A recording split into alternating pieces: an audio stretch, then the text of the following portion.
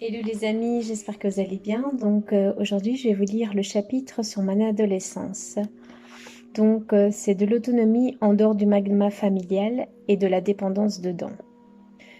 Mon adolescence. Je suis vite inquiète et me compare aux autres, toujours en ma défaveur. Telle fille a déjà ses règles, a déjà des seins, a déjà un mec et moi je n'ai personne. C'est normal, je suis moche et je finirai seule.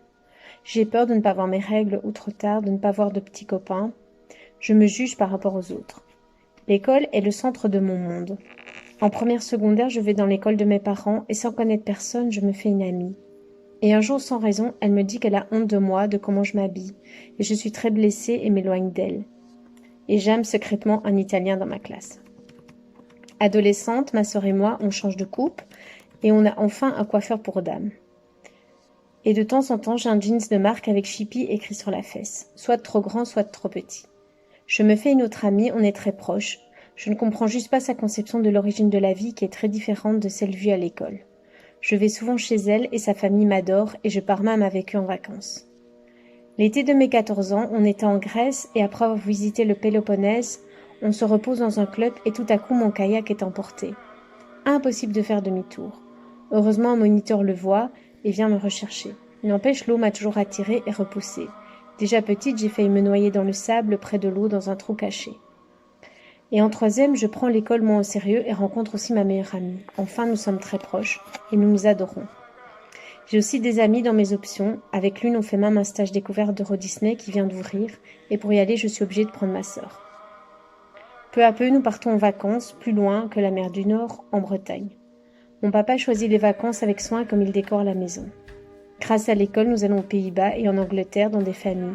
Je complexe un peu de ne pas avoir de petite amie. Mais l'été, lors d'un stage nature, je rencontre un gars avec des yeux magnifiques. Je fonds à chaque fois qu'il me regarde. Mais je n'ose rien dire et je ne suis pas sûre que ce soit réciproque. Je suis avec un groupe de copines coincées. De retour chez moi, je pense tellement à lui que j'écris au stage pour avoir son adresse. Et ce sera le début d'une longue correspondance. Et au bout d'un an, on projette de se voir à Walibi. Mais je ne le verrai jamais. Alors, sur les conseils de ma meilleure amie, je lui écris en noir, avec sa photo déchirée. Je ne le reverrai que plus tard au stage. Et entre-temps, il est sorti avec une amie à moi.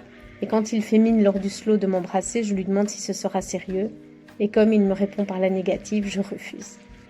Souvent, je me dis que si j'avais dit oui à tous ces mecs, j'aurais un fameux carnet d'adresses, mais j'attends le bon. À 16 ans, je suis bien dans ma peau, j'ai ma mobilette, j'ai des super amis, j'attire des mecs qui ne me plaisent pas.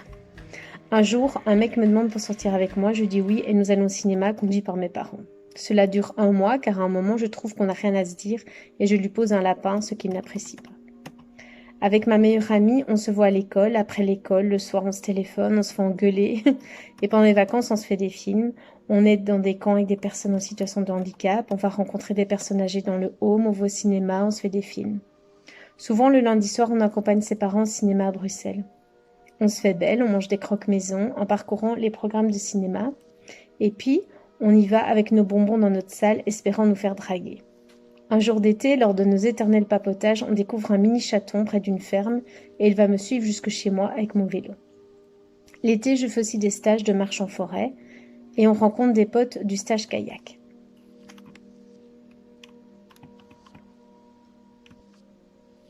On se retrouve l'été. Est-ce que c'est de là que mes épaules ont commencé à se déboîter ? 1 an plus tard, je rencontre un autre gars à une soirée de classe dans un garage, mais à chaque fois qu'on voudra s'embrasser, je rirai. Puis à 17 ans, je peux sortir en boîte et je sors avec quelques mecs, dont un bel homme. Mais quand il me propose de rentrer chez lui, je refuse. J'attends de rencontrer le bon, le sérieux. C'est aussi l'époque des pisagnes et des bowling entre amis. Notre voyage de réto sera à Rome, en 6e, avec un train couchette. J'ai déjà été 2 étés à Sorrente et j'adore ce pays avec les paysages magnifiques et les repas en musique et en buffet. À 18 ans, quand je rentre en côte, ma maman et ma meilleure amie pleurent au retour, et moi je pars pour de nouvelles aventures. Ma mère aime mieux les grands enfants et les ados, et elle nous emmène faire du shopping, ma sœur et moi, et mon papa lui demandait toujours quand elle allait rentrer. Ce n'était pas l'époque des GSM. Un été, nous étions en vacances à la montagne, et mes parents étaient partis à Chamonix, et ils ne sont pas rentrés. Ma sœur et moi étions avec nos amis à la recherche du Dahu. À un moment, notre inquiétude était à son comble. Et puis ils sont rentrés, mais vraiment très très tard, joyeux, car ils avaient rencontré leur directeur qui plaisait à ma maman. Ma sœur et moi nous demandions comment rentrer en Belgique.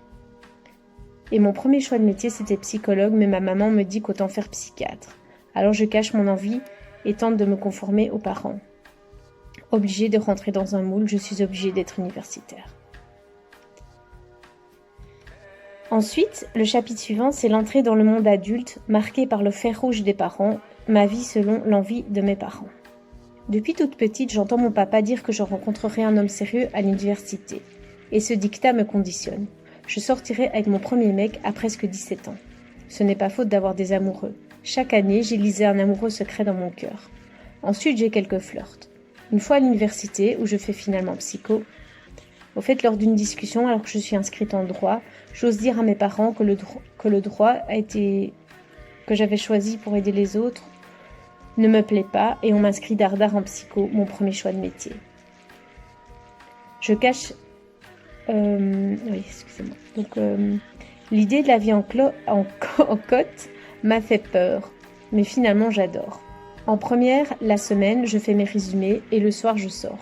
Je travaille beaucoup les week-ends et les blocus, où je suis même parfois obligée d'aller fêter Noël chez ma tante alors que j'aimerais mieux travailler au calme. Juste les week-ends, mon papa n'est pas toujours motivé pour m'apprendre à conduire. Passer mon permis sera mon premier échec. J'ai dû le passer sans être prête. Finalement, je l'obtiendrai et quelle fierté. Quand je suis en deuxième, ma sœur rentre à l'université et prend ses études très au sérieux et au moins nous faisons nos blocus à deux, ambiance d'études respectée. Je terminerai mes études haut la main, sans seconde session et avec un super mémoire sur les personnes en situation de handicap. Dès la première candie, je rencontre de beaux mecs en soirée, mais sentant les dons juants ou les hommes fragiles, ils me rejoignent aux côtes et puis ce sont mes amis qui sortent avec. Puis un jour, en 96, je rencontre en soirée un homme qui a l'air sérieux, plus âgé que moi, ressemblant à mon père. On danse ensemble et il m'invite à souper 2 jours plus tard. Persuadé qu'il ne viendra pas, j'y vais, et là il arrive avec des lunettes et moi aussi. À l'époque, je ne me trouve pas belle, surtout avec mes lunettes. Je pense aussi toujours être une imposteuse, et en même temps, je ne me sens pas à ma place. Puis, assez vite, il me prend la main. Le fait qu'il est plus âgé et a l'air de tout savoir me rassure beaucoup, et il ressemble à mon père, donc c'est très bon signe. Dès que je doute, il me rassure. On se voit pendant presque 2 mois, et on s'embrasse enfin avant les vacances dans une soirée. Puis silence pendant 15 jours. Vacances de Pâques oblige. La lettre pour mon anniversaire se perd avec la poste, et je pense qu'il n'y a pas pensé. Je ne me sens pas digne d'être aimée. Puis on se retrouve et notre relation continue. La séparation des grandes vacances est longue. À l'époque, pas de GSM, soit des lettres, soit le téléphone fixe, et c'est pas toujours discret, surtout quand les parents sont contrôlants. Notre relation va durer 16 ans, parcours parfait, fiançailles, des voyages à l'université, habiter ensemble, mariage de conte de fées avec tapis rouge, robe créée sur mesure. Les hommes sont en queue de pie dans une ferme château, les photos au bois des rêves. La veille de mon mariage, je trouve même un boulot après 1 an d'envoi de CV. Au début, je le vis mal d'être à la maison et n'ose rien faire de peur de louper l'appel magique. Ça, c'était au moment après mon diplôme. Puis, après avoir écrit aux endroits où je voulais à tout prix travailler, j'étends mes recherches. Et 3 mois plus tard, j'ai aussi suivi des cours de néerlandais et commencé un bénévolat dans un service d'écoute téléphonique. Et c'est grâce à ce boulot qu'une collègue va me parler d'une place qui se libère dans un home pour personnes âgées. Et je commencerai là-bas après mon voyage de noces à l'île Maurice, où ma sœur est jalouse de moi. Et je resterai 2 ans à cet endroit. C'était un CDI, mais bon, j'ai décidé à un moment d'arrêter. Mais ça, je vais vous expliquer. Donc, le chapitre suivant, c'est le rôle de ma vie, c'est être maman. J'ai envie d'essayer directement après le mariage pour avoir un bébé, mais on attend 1 an, car il n'est pas prêt, et je tombe directement enceinte. Je travaille avec le bébé dans mon ventre, mais je termine ma grossesse à la maison car je me suis démis l'épaule bêtement. Et oui, depuis l'adolescence, elle se déboîte régulièrement et facilement. Un vendredi soir, je perds les os et 4 heures plus tard, un beau bébé naît. Je lui donne le prénom que j'adore depuis toute petite. Mais une fois le bébé sorti, j'ai de graves hémorragies et j'ai failli y rester. En voyant ce bébé tout neuf, je me demande si elle est contente de vivre. Elle n'a rien demandé. Nos parents deviennent grands-parents. J'hésite à l'allaiter, j'essaye 1 mois et c'est difficile et finalement je continuerai 1 an et demi.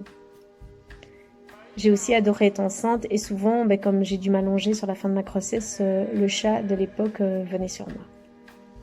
Malgré la super crèche trouvée, je donne ma démission quand le bébé a 3 mois. J'adore les journées avec mon bébé, qui a hélas souvent mal en fin de journée avec des coliques. Et papa doit prendre l'auto pour la calmer. Mon entourage ne comprend pas, mais je vais passer de magnifiques années à la maison.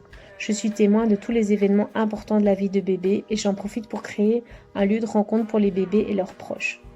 Je m'émerveille de tous ces moments et me fais de nouvelles amies, dont une amie de psycho. J'allaite mon bébé longtemps et puis quand je tombe enceinte à nouveau, on fait construire notre nouvelle maison. Quand bébé numéro 2 naît plus tôt que prévu, je sens la distance de son papa qui n'est pas prêt. La découverte de la petite sœur à la grande est touchante. Par la grande. Je tiens absolument à ce qu'elle soit la première, je ne veux pas que ce soit comme ce que j'ai vécu. Déjà quand Maëva est dans mon ventre, j'explique beaucoup à sa sœur. Je quitte vite l'hôpital et me retrouve dans cette nouvelle maison, qui vient d'être finie. Ce retour précoce dans une maison à peine finie est difficile et je fonds. Cette adorable petite fille est très facile et souriante et a de longs cils comme je voulais. Sa grande sœur est adorable avec elle. J'allaiterai Maëva 2 ans et demi et resterai à la maison finalement 7 ans. J'ai adoré ces années. Être le témoin de toutes les étapes clés de l'ouverture à la vie de mes enfants, jamais je ne l'ai regretté. Comme ma première grossesse, des luxations imprévues m'handicapent, mais à chaque fois je fais face de mon mieux et continue cet allaitement malgré les scanners avec produits radioactifs, en prenant les précautions d'usage, malgré l'opération, etc. La fois où je me déboîte l'épaule quand mon bébé a 6 mois, elle n'a jamais eu rien d'autre que mon lait, et ma copine chez qui elle va lui donne une banane, mais elle n'en veut pas et préfère attendre de nombreuses heures mon retour. Avec mon mari, c'est plutôt une routine tranquille et rassurante. On part aux mêmes endroits de vacances. Chaque vendredi, il va au sauna et me ramène un ballotin de praline. On part en week-end en amoureux.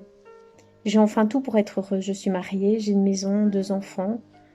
J'en voudrais bien 3, mais je suis triste au fond de moi. Cette époque, j'aide une amie qui m'aide aussi. Celle-ci va s'éloigner de moi plus tard malgré de nombreux partages et je l'accepte. Donc voilà. Je pense que pour maintenant, je vais arrêter la lecture et donc n'hésitez pas à me faire des remarques et je vous embrasse et à tout bientôt. Au revoir.